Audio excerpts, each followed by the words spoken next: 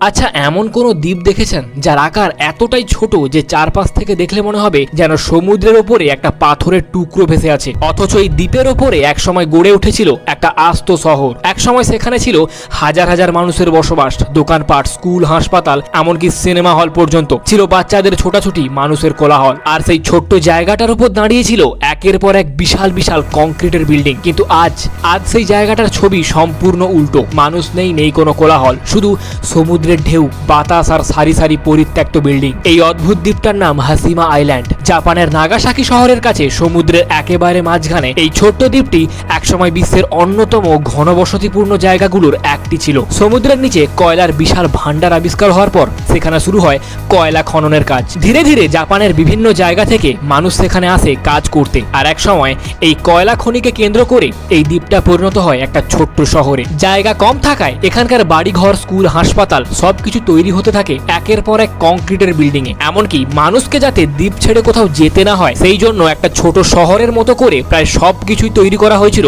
এই ছোট্ট দ্বীপটিতে। স্কুল ছিল, হাসপাতাল ছিল, দোকান ছিল, সিনেমা দেখার জায়গা ছিল। অর্থাৎ বাইরে থেকে দেখলে মনে হতো এটা একটা ছোট্ট কিন্তু ব্যস্ত শহর। কিন্তু এই গল্পের সব থেকে অদ্ভুত অংশটা শুরু হয় এরপর থেকে। যে কয়লা এই দ্বীপটিকে এত বড় করেছিল সেই কয়লারই একদিন প্রয়োজন কমে গেল। জাপান ধীরে ধীরে কয়লার বদলে তেলকে প্রধান জ্বালানি হিসেবে ব্যবহার করতে শুরু করলো। ফলে হাসিমা আইল্যান্ডের কয়লা খনির গুরুত্ব কমতে শুরু করে। আর তারপর আসে সেই দিন 1974 সাল, কয়লা খনি বন্ধ হয়ে যায়। আর তার মাত্র কয়েকদিনের মধ্যেই যে দ্বীপে হাজার হাজার মানুষের জীবন চলতো সেই দ্বীপটাই প্রায় পুরোপুরি খালি হয়ে যায়। মানুষ তাদের বাড়ি, স্কুল, হাসপাতাল প্রায় সবকিছুই পেছনে ফেলে চলে যায়। গতকাল যেখানে একটা বিশাল শহর ছিল আজ সেখানে শুধু নীরবতা। বছরের পর বছর বৃষ্টি, বাতাস আর সমুদ্রের লবণাক্ত হাওয়ায় কংক্রিটের দেওয়ালগুলো ধীরে ধীরে ভাঙতে শুরু করে। জানালার কাঁচ ভেঙে যায়, দেওয়ালে ফাটল ধরে, ছাদগুলো ধসে যায়। কিন্তু আশ্চর্যের বিষয় হলো মানুষ চলে গেলেও তাদের রেখে যাওয়া জিনিসপত্রের অনেক চিহ্নই এখনো সেখানে দেখা যায়। পুরনো ক্লাসরুম, সিঁড়ি, অ্যাপার্টমেন্টের ঘর সবকিছু দেখে মনে হয় মানুষগুলো যেন হঠাৎ করেই একদিন